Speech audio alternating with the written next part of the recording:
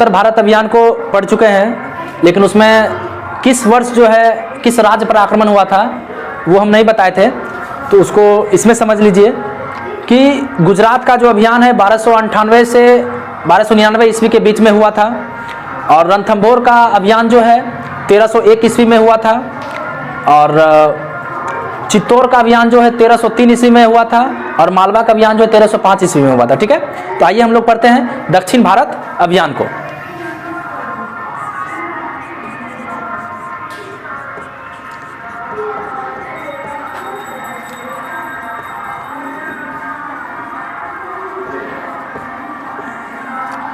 ध्यान रहे, दक्षिण भारत का अभियान देखिए, मध्य युग में एकमात्र अलाउद्दीन खिलजी ही ऐसे सुल्तान हुए जो विंध्याचल पर्वत को पार कर दक्षिण भारत पर आक्रमण करने का दुस्साहस किया।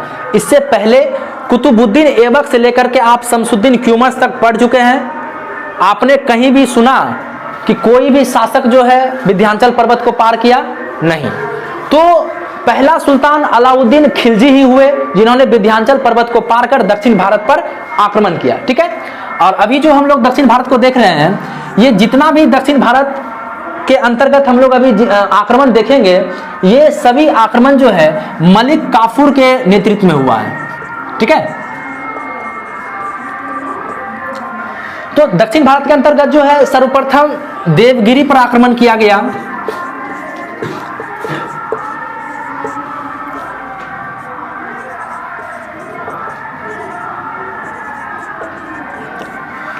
देवगिरी पर जो है 1307 से 8 ईस्वी के बीच में जो है आक्रमण किया गया। देवगिरी जो वर्तमान में महाराष्ट्र में है। ठीक है,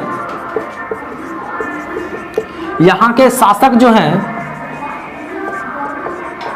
रामचंद्र हुआ करते थे।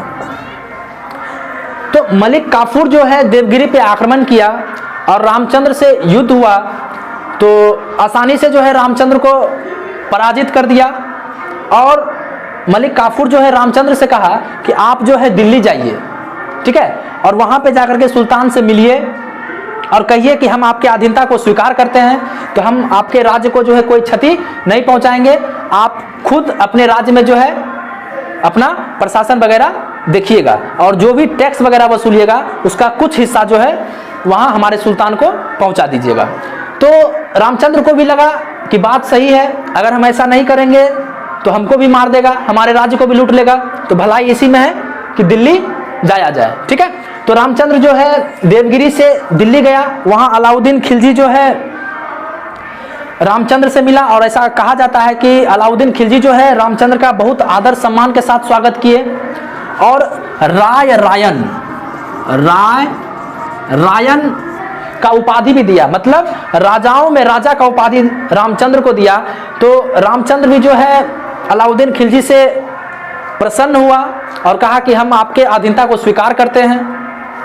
इस पे अलाउद्दीन खिलजी भी बोला कि जाइए, आप अपने राज्य वापस जाइए, कोई दिक्कत नहीं है, आप अपने राज्य में शासन प्रशासन कीजिए, बस जो टैक्स वगैरह वसूलिएगा उसका कुछ हिस्सा जो है यहाँ पहुंचवा दीजिएगा। तो इस प्रकार जो है देवगिरी का अभियान जो है सफल रहा। उसके बाद वारंगल पर आक्रमण किया 1309 ईस्वी में। ठीक है, वारंगल जो वर्तमान के तेलंगाना में पड़ता है। इस समय यहाँ के शासक जो हैं प्रताप रुद्रदेव हुआ करते थे। जब मलिक काफूर जो है वारंगल पे आक्रमण किया 1309 ईस्वी में, तो बहुत जल्द ही जो है प्रताप रुद्रदेव सुल्तान के अधीनता को मानने के लिए स्वीकार कर लिया और आत्मसमर्पण के लिए भी तैयार हो गया। तो जब प्रताप रुद्रदेव का जान बख्श दिया, तो इससे प्रसन्न होकर जो है प्रताप रुद्रदेव के पास जो है एक कोहिनूर हीरा था। कोहिनूर हीरा जो कि वारंगल में एक जगह है गोलकुंडा का खान।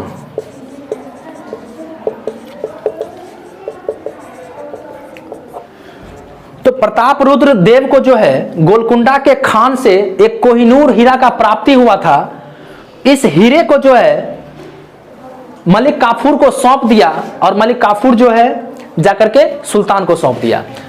और ध्यान रहे वारंगल पे 1303 ईस्वी में अलाउद्दीन खिलजी स्वयं आक्रमण किया था, लेकिन उस समय प्रताप रुद्र देव जो है हारा नहीं था। उस समय प्रताप रुद्र देव का विजय हुआ था और अलाउद्दीन खिलजी हार गया था। तो उसका बदला लेने के लिए वारंगल पे दोबारा जो है मलिक काफूर को भेजा और मलिक काफूर के नेतृत्व में जो है वारंगल को जीत लिया। ठीक है, और ध्यान एक बात भी याद रखिएगा, एक बात ये भी याद रखिएगा, प्रताप रुद्र देव जो है काकतीय वंश से संबंध रखते हैं। ठीक है, तो इस प्रकार वारंगल का आक्रमण भी सफल रहा। फिर जो है पांड्य राज, थोड़ा सा ध्यान दीजिएगा। जब आप भारत के नक्शे को देखिएगा तो दक्षिण भारत के एकदम सबसे निचले कोर पे जो है पांड्य राज हुआ करता था। ठीक है, और पांड्य राज में दो भाइयों के बीच में सिंहासन पर बैठने को लेकर के दोनों में गृह युद्ध छिड़ा हुआ था कि गद्दी पर हम बैठेंगे तो हम बैठेंगे। उसी में से एक भाई था सुंदर पांड्य। सुंदर पांड्य जो है जाकर के अलाउद्दीन खिलजी से मिल गया और कहा कि अगर आप हमको गद्दी पर बैठा दीजिएगा तो हम जो है आपके अधीनता को स्वीकार कर लेंगे। तो अलाउद्दीन खिलजी को भी लगा कि मौका एकदम बहुत बढ़िया है, ऐसे भी तो हमको आक्रमण करना ही था। तो फिर पांड्य राज पे भी जो है मलिक काफूर को भेजा और आसानी से जो है वीर पांड्य को, जो सुंदर पांड्य का भाई था, मतलब आक्रमण किया पांड्य राज पे और डर के मारे जो है वीर पांड्य भाग गया। ठीक है, तो गद्दी पे जो है सुंदर पांड्य बैठा और अलाउद्दीन खिलजी के अधीनता को स्वीकार किया। शासन प्रशासन सुंदर पांड्य करता था, जो टैक्स वगैरह होता था वो सुल्तान को अपना भेजता था। फिर देखिए पांड्य राज पे जो आक्रमण हुआ था वो 1311 में हुआ था।